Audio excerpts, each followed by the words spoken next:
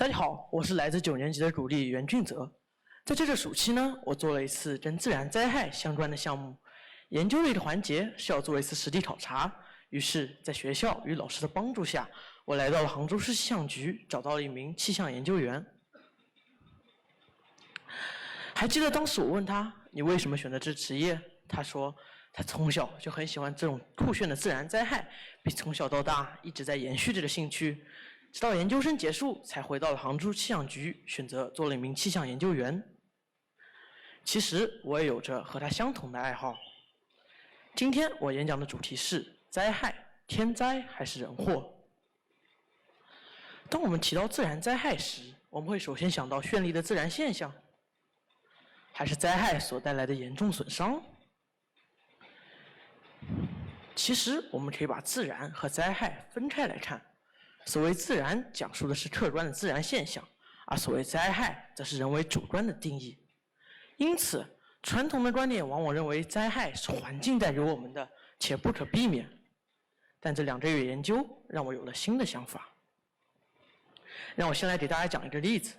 在上个世纪的美国城市休斯顿，政府就曾因为加速建造各种道路与房屋，导致排水不畅，而在台风时期引发大洪水。而在美国南部的平原，早就因为过度开垦与放牧，引发过一次巨型沙尘暴。同样的例子在国内也有。近期的鄱阳湖洪灾就跟填湖造田有着很大的关系。那么再回到我们的主题上来，灾害究竟是天灾还是人祸呢？相信大家都有一个跟我一样的共识，很多我们认为的所谓自然灾害，其实是人为因素导致的。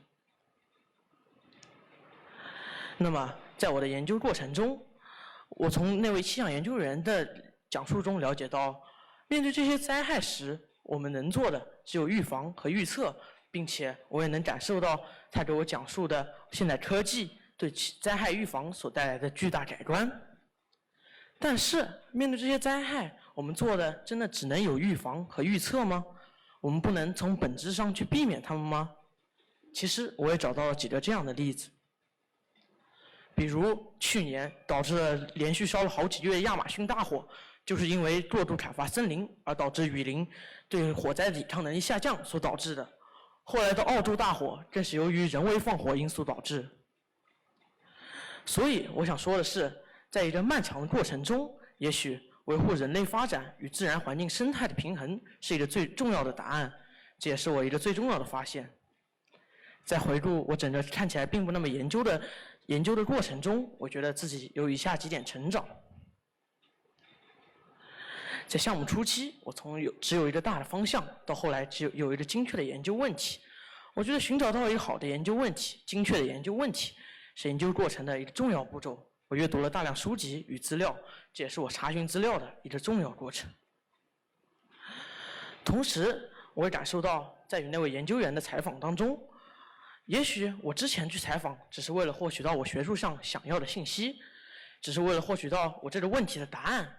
但是在那次采访中，我能感受到，我能体会到人与人之间的经历。从他的描述中，从他自己对小时候对兴趣的爱好中，我能感受到，我能引发共鸣。